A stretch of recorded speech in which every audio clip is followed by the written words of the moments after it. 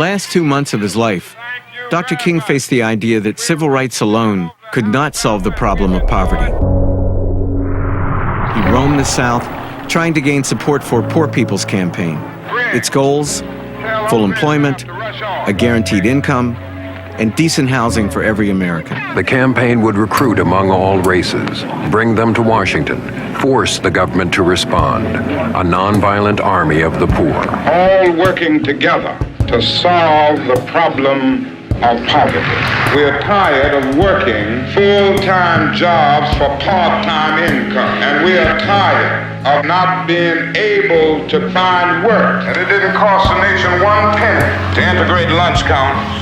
It didn't cost the nation 1 penny to guarantee the right to vote. Now we are dealing with issues that cannot be solved without the nation spending billions of dollars and undergoing a radical redistribution of economic power. Yes. If our nation can spend $35 billion a year to fight an unjust, evil war in Vietnam, and $20 billion to put a man on the moon, it can spend billions of dollars to put God's children on their own 2 feet right here on earth. This is a reality. Now, when we come to Washington, we're coming to get our check. Very frankly, this is a search for an alternative to riots.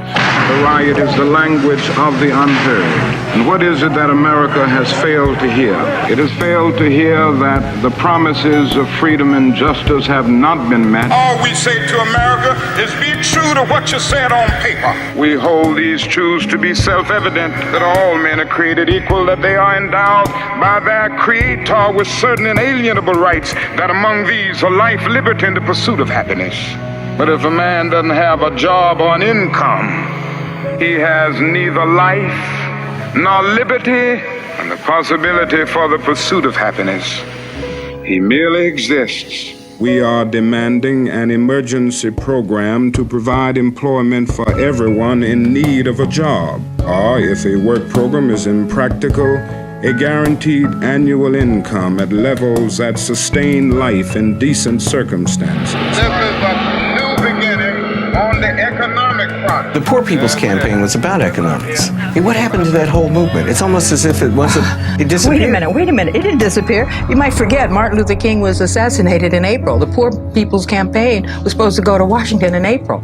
So the organization that mobilized it was essentially decapitated and thrown into chaos about 3 weeks before it was supposed to happen. The realistic fact is that we still have a long, long way to go. Now, I'm not one to lose hope. I keep on hoping. I still have faith in the future. Now we're going to march again, and we've got to march again. People will come to see that not only is something wrong in general, but something is wrong in particular in their own economic situations.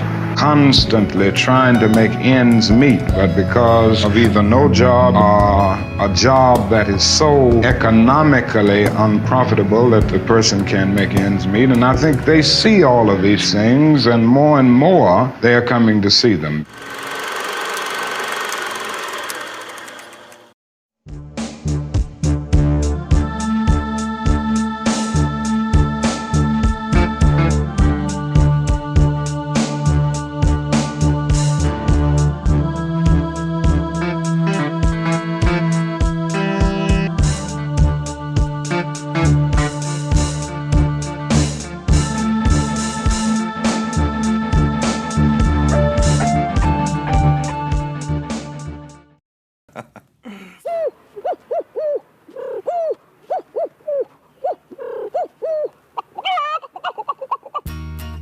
William Jaffter works the streets of Cape Town as the animal sound man.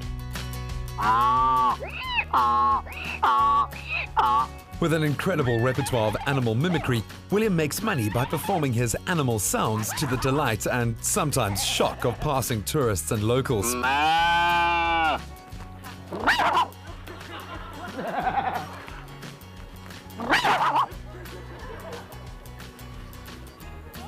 Jaffter, it's the dog there. With a collection of over 12 different animal sounds, William trains every day to master his pitch and tone to perfectly mimic each particular animal. To learn all these voices, it takes a lot of time. It's now around 20 years I'm doing the sounds, and I started from the age from 4 years. Actually, I'm still practicing more, listen to the sounds and practice my voice every day, every minute, every second, that I hear some voices.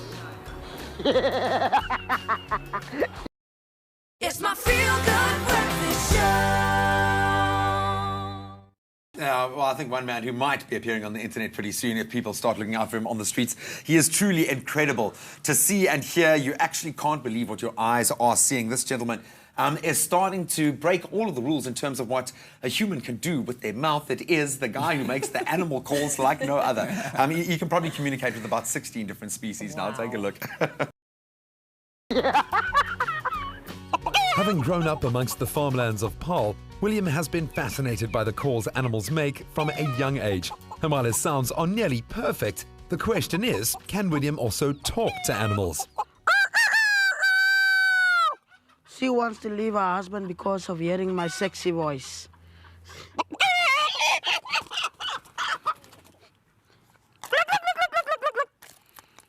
Does one don't want to be Christmas lunch? This is a new friend.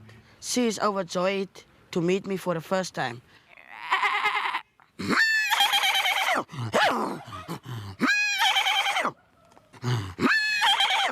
This one was very depressed, but now she's in a good mood. I'm an animal lover. It's nice to talk to animals and to listen and see what they need. Despite his incredible talent, William is still a street performer, but he hopes to take his talent to new heights and perform to a wider audience. It's a loving for me, my brothers, my family. My goal is to grow it bigger, but not for myself, for the people around me, so that they can see what else can you do with yourself, what can we do with our talents. And there's a lot of talent in our young people. As he continues to perfect his technique, there's no doubt William has a bright future as the greatest animal soundman the world has ever seen. And perhaps even as the final missing link for human and animal communication. Ma. She's so happy to see me. She wants to give me free milk for my birthday, but it's not my birthday. Ma. Somebody give the man his own TV show. Come on. Oh, man. I guess so much Feeling more inspired. than an animal ventriloquist, if that's what we can call him. He is brilliant, man. Absolutely brilliant. William Jaffter, keep it up, my friend. We'll be getting you off the streets in no time. Yeah?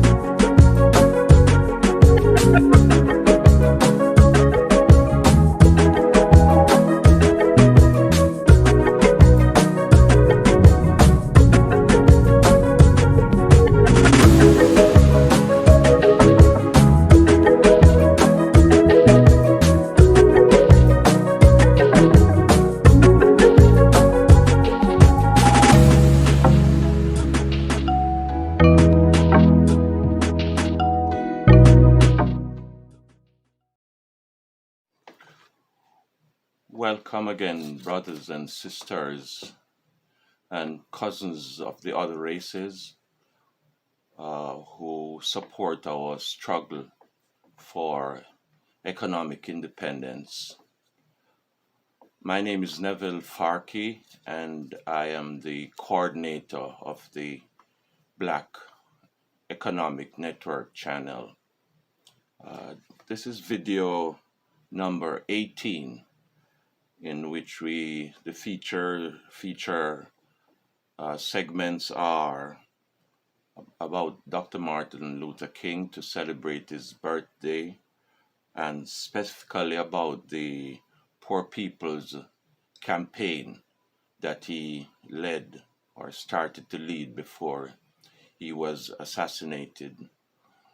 And the other main segment is about how to plant your Dollar Tree. And of course there are a number of other segments dealing with different topics. First, I want to say thanks again for the support that you have been giving to the channel. And please continue to subscribe, comment, share the videos with friends and relatives and colleagues. And I want to say again special thanks to people who have been sending content that I include some of them or parts of them in the videos. One little thing I want to point out, which was brought to my attention, I want to make it clear that we do not agree with everything that we put on the channel. We put them on the channel for you to see them and for you to make up your mind. Cooling on a couch, watching TV, no, I'm feeling nothing but lazy. Feeling to somebody, nothing else to do, might as well go to the board and drop something brand new. Living on the dice, throwing shit down, making me hard to the sound. About to stop, hungry, then I'm up for the plug now. Cause I found out you like it then. Don't you want it back? Don't you want it back? Don't you want it? So recently in Ghana, they had the Black Star Line Festival. Many people poured in, tens of thousands of people poured in the iconic Black Star Square of Independence. Now the event, took place in the heart of the Ghanaian capital, Accra, which the event was founded by Chicago-born, I didn't even know he was Ghanaian, Vic Mensa, and Chance the Rapper, and featured a host of A-list acts from both sides of the Atlantic, saying the bid to unite the country and the diaspora. The international stars included Erykah Badu, T-Pain, Chance the Rapper. They said it was joined by Ghanaian legends, Sarkodie, Manifest, and the Soccer Boys at the festival to mark the event, which has also seen a week-long series of events and panels. Now, this video is really not so much about the festival itself, and many people had went to it. I've seen Dave Chappelle, he had went to that festival as well. But my main thing is that every time you have a big influx of Black Americans going to the African continent, it's always worldwide news. This, what caught my attention actually was in the BBC, right, out of the UK. You looked at places like the LA Times have covered, like say when they had the year of return, New York Times. All these major publications are covering when Black people are moving around to the African continent. And I always told y'all is that they watch every movement that Black people have. They are highly concerned about big, influxes of Black Americans going to the African continent. Why is that? Black Americans serve as an economic base for every community outside of our own, for the most part. Black people spend $1 trillion a year and a little more than that as the time go along. And the majority of the money goes to everybody else's community except the Black community. We know that the Black money stays in the community only 6 hours before it leaves out of the community. It's going to everybody else's community, right? So when Black America, or a good amount of Black Americans, starts going to the African continent, how they think is, wait a minute, that means the money is going with them. And the money they're spending over there, they can't spend over here. You understand? See, white supremacy in one instance will tell you, I can't stand you. We have anti-black racism. We're going to treat you horribly. But I really don't want you to go at the same time. I want you to stay here. I don't want none of your money or anything else going to other places. Understand? So notice that when black folks, you remember they used to always tell black folks, well, if you don't like America, go back to Africa. Do you notice they don't tell us to go back to Africa anymore? You notice that? Was when we start going to the African continent on our own, notice they don't use that as a try to dish you no more until you go back to Africa. Because when you finally go, you say, wait a minute, man, this is nice. I ain't got to deal with no Karens. I ain't got to deal with no race soldiers. I ain't got to deal with nobody following me in the freaking store. The majority of people look like me. So I, you know, hey, man, that's how white people feel in America. They just feel normal. That's how black people feel every time they go to the African continent. And then what also is concerning white supremacy is you have all these black celebrities going over there. Now, the concern for them is this. They know in black American culture, a lot of black people, unfortunately, follow celebrities. So if they start seeing Dave Chappelle, they start seeing Chance the Rapper, they start seeing all these black artists going to the African continent, they'll say, well, man, you know what? I want to go. I want to see what they go and see so much over there, right? That's what they're so concerned about. And then when enough of you go, think about it. If even 20 to 30% of the black American population actually was going to the African continent constantly, setting up businesses, some people may eventually, you know, buy a place. You may get you a condo, may get you a house, etc. That's concerning because now you're not spending money in their predatory system anymore where you never own anything. Because in this country, you really don't own anything. Even if you buy a house today, cash money, the land it's sitting on, you still got to pay taxes. Do you know in the African continent, you buy a home with the land, you don't pay no taxes on that stuff like that for the most part? You don't? If you pay for it, it's yours. You know, why is it that in this country, we get land and we got to be paying taxes on it constantly, even though it's our land, we own it. You understand what I'm saying? This is the things that they don't want y'all to see. And there is a coming exodus out of this place to places like the African continent. Now, it's not going to be for everybody, but there are some people that's going to do that. And they're concerned about that. And their concern is, wait a minute, the people who got a lot of money to spend is the ones that are going to go first, right? And they want to keep that money here. Don't you sit up here and think that nobody want to us just to be gone like that. That's why they love when black folks have this attitude like, I can't stand no Africa. I don't like them. They love to hear you say that because when they hear you saying that, they say, oh, good. We got them because their money's staying right here.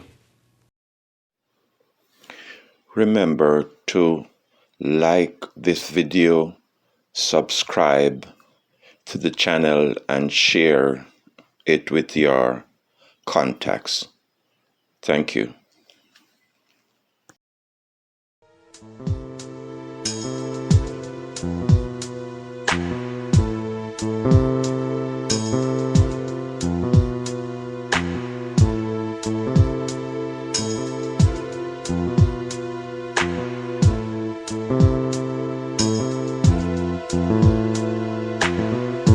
Suddenly, you left me alone by myself. This segment deals with an easy way, well, the steps that you can take that I suggest you take in starting, in planting and growing a small business. In the earliest videos, I think video number 1 and 2 and 3, where I was introducing myself and explaining more what the channel, the goals of the channel. I did say a bit about my training as an economist, development economist and development planner.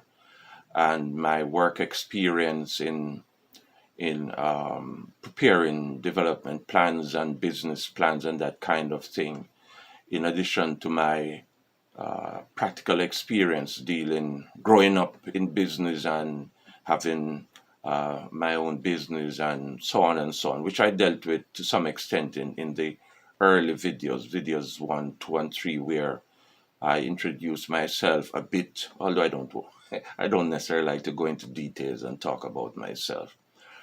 So this section is about the steps that are recommended, that I suggest and recommend for you to start your own, plant your own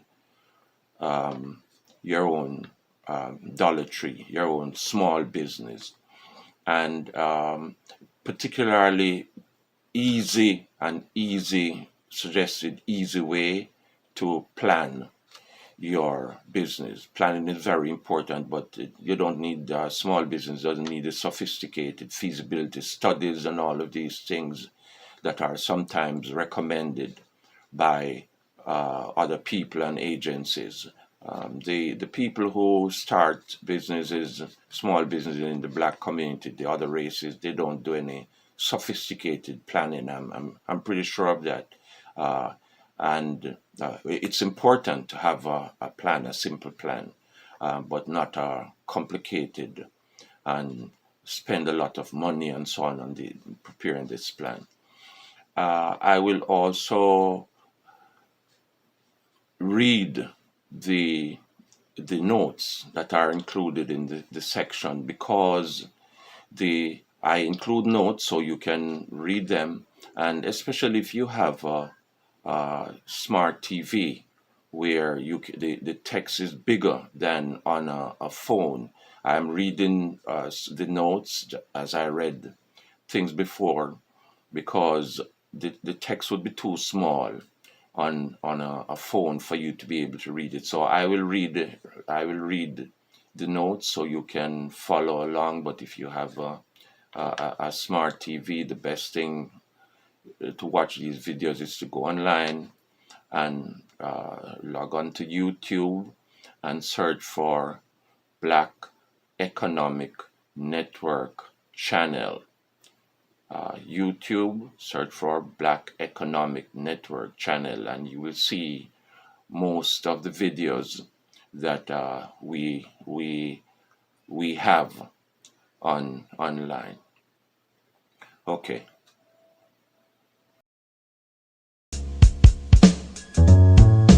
Cooling on a couch, watching TV. No, I'm feeling nothing but lazy. Feeling to some nothing else to do. Might as well go to the board and drop something brand new. Feeling on the dice, throwing shit down. Making me hard to the sound. About to stop. Hungry, then I'm up for the plug now. Cause I found out you like it then. Would you want it back? Would you want it back? Would you want it? List of steps to plant your own Dollar Tree or to grow it. Steps to plant your own small business or other investment like the other races have done inside and outside black communities. Step number 1. First step to reach any goal is to decide on the goal.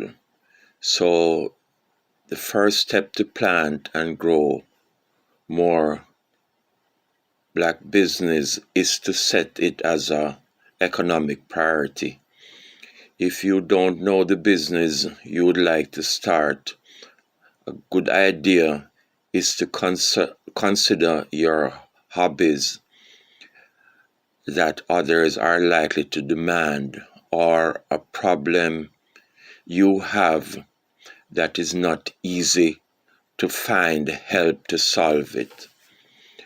Must start small and grow over time till it bear fruits for years, like planting and growing a mango tree. Step 2, to plant your own dollar tree or to grow it. The second step is to write a simple business plan. You must get inputs from your business partners again. The plan needs to start with you thinking about markets for your outputs and sources for your inputs, especially finance. Plan the first year in details and other years or two in much less details. Simple way is to prepare a draft plan to plant or to grow a small business is to ask any question that comes to your mind. Start with, what is the name of the business? Choice of a suitable name will make it easier and cheaper to promote it. A few tips about a suitable small business name will be given in a later slide. And other questions will be in the next list.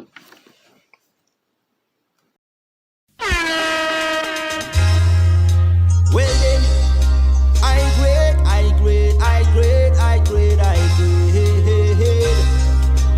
We need ya, hey, I need some herb in my brain.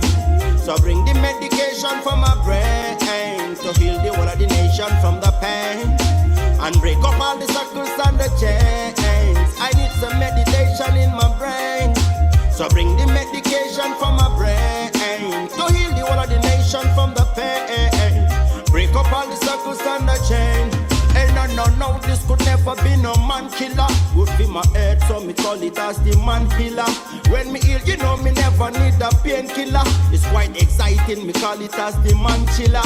Give me good man, so me not think illa. What a inspiration, fit on a sound killer. For the pagan, me spark it like a 9 miller. Fi fight the liquor and the coke, ganja and the pillar. That's why me need some herb in my brain. The third list shows other planning questions you should ask, such as, where will we locate the biz? What goods will we produce and or services can we provide to sell? How much of each output do we expect to produce in a given time period, average week or for a month and for the year? What average price can we get for each input? What inputs will we need? What are the likely costs of these inputs? When can we start? It is important to plan to produce closely related goods and or services in phases over time, such as each year, started in the first year. Plan to produce something to start generate some cash flow in the first year. For example, if you're growing a tree crop that will take 3 years to start bearing, you should mix it with veggies or other short-term crops to sell in the first year. Next list will give a few tips about suitable business names.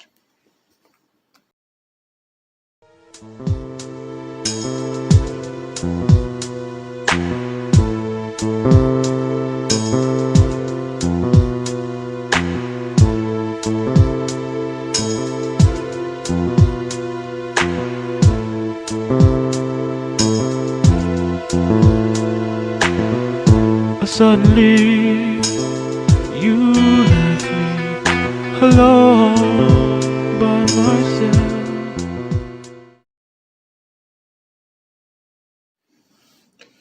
A few tips about choosing a suitable small business name.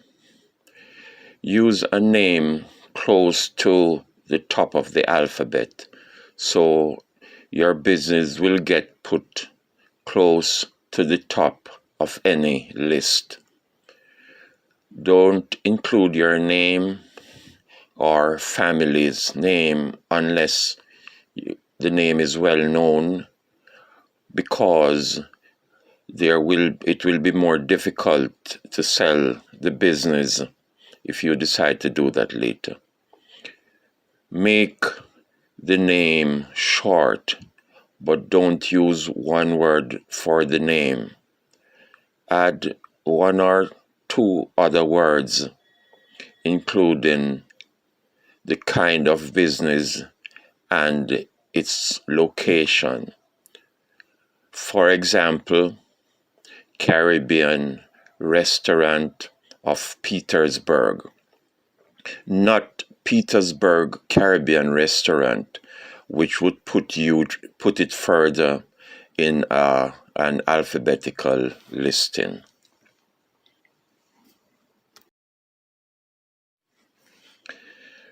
The last slide, title of the last slide or list is Business Plan Revision and Some Other Business Issues. Revise the draft plan once before you plant the business. Also, revise it later when necessary as the business grows. Some previous videos dealt with small business financing, and we will continue to make more suggestions in future videos about topics like more on small business planning, financing, and marketing.